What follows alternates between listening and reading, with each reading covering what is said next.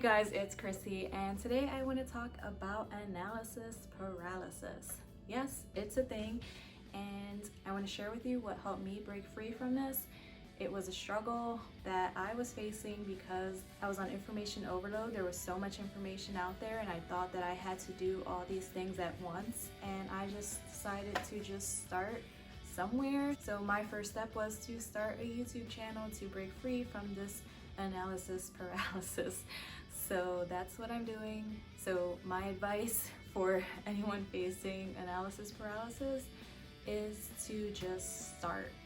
Whatever it is you decide you want to do to bring in extra income or to start your business, just start. Start small, start with the basics, start with anything you can just so you feel like you're entering in that direction you want to go.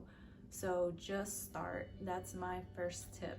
My second tip is to think abundantly. I hear so many people say, oh, that market's saturated, it's saturated, it's saturated.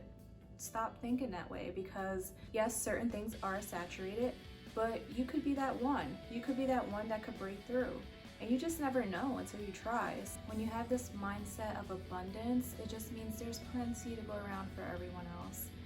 And you don't have to be so limited to your beliefs. I want you to grow your mindset. Put positive vibes out there. There's a thing called law of attraction, and what you project, sometimes that's what you attract. So try to think positively. I know it's hard to do that all the time, but putting these vibes out there is very powerful, and it can help you grow your mindset and just not think that everything is so limited, because when you believe that everything's so limited, sometimes that becomes your reality.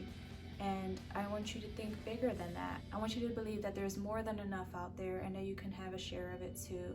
And just have this positive mindset. My friend Jay did a great video about mindset. I'll link that video in the card above if you want to take a look at that. Another thing that helped me break free from this analysis paralysis was to think of the long-term gain versus the short-term struggles. Right now I'm working 30 hours a week and I'm going to school full-time. So for me to do a YouTube channel, I really debated whether I should or not, because my time is very limited right now. But I also found that I enjoy watching TV, but maybe I can just cut back on that so I can make these videos, and hopefully I can help someone else in the process. Thinking of what could be in the future really helped me make this decision, and I figured if I just spend a little bit of time now, by the time I'm done school, hopefully I'll be monetized at that time, and hopefully that will help me pay off my student loans. My hope is to graduate debt-free without any student loans. I want to put that thought out there, so maybe it'll come to fruition. I don't know, but I want to put it out there anyway and see what happens. But I really hope that that would be a possibility, to graduate without any student loan debt. Currently I'm doing what I can with the scholarships I received and with paying cash for some of the tuition, but I can't cover all of it right now, so I'm hoping that eventually this channel will bring in some incomes to help me pay off my student loans. And another thing that helped me break free was just knowing that I am going to make some mistakes. And I made a mistake on one of my videos prior to this, the term life insurance video. I accidentally said you should get term life insurance for 10 to 12% of your income instead of 10 to 12 times your income, and that's a big difference.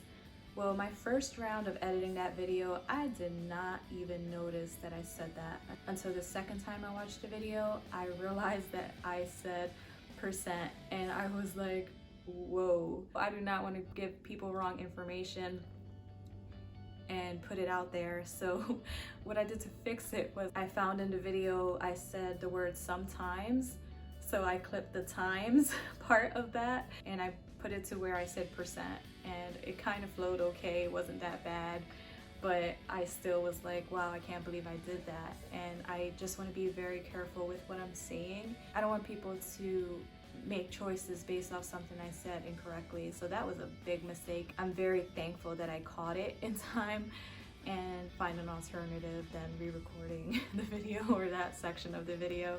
So giving yourself grace to make mistakes is important. I don't know any business owner who hasn't made a mistake. So just know that it's a possibility, but the important thing is that you want to learn from those mistakes. I don't know a better teacher than to make a mistake and learn learn wisdom from it, because I've made many mistakes in my life, and that has been the best teacher for me. So although I hope my mistakes will be limited, I also understand that there may be some mistakes that I'm going to make. So analysis paralysis isn't physically you can't move. It's just you're not making decisions. You're thinking way too much, you're overanalyzing things, and you're not moving forward with anything. And that's what analysis paralysis is. So I just wanted to share some things that helped me overcome this and start to move forward with this online business. Even if that's one little step at a time, I decided to start with YouTube first and go from there. So that's what I'm doing. So it's basically overthinking to the point that nothing gets done, and that's not a good thing. Being too analytical sometimes can be a bad thing, depending on what field you're in. So too much of anything isn't good for you, right? Like too much TV, too much alcohol, too much work, too much of anything isn't good for you. So you have to find a healthy balance for yourself and see what works best for you. And for me, that was just starting right where I am. Right now, I have a cell phone and I wanted to start a YouTube channel, so that's what I did. And I just decided to start with this business. And I hope to move into other business ventures in the future. But right now, since I have school and I have work, I just figured this would be a good start for me for now until I'm done school. I also had to realize that sometimes doing nothing is worse than doing something. And I couldn't be too worried on the outcome, because what's the worst that can happen? People don't like my channel, people don't subscribe, people give me bad comments.